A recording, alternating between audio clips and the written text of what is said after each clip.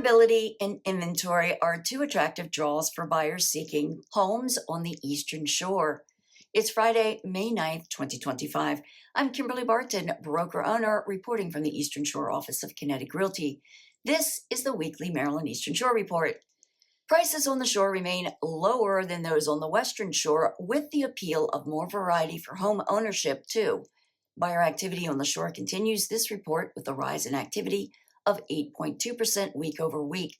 New contracts are also up 9.2% week over week, though down 2.8% below last year this time.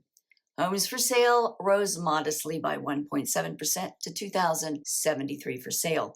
159 homes are coming soon, a 9.7% increase week over week. 188 homes went under contract in 21 days.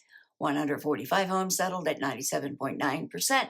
List to sold ratio with the days on the market at 15 days. 99 homes are for lease, available at a median $2,000 a month, which is on par with past weeks.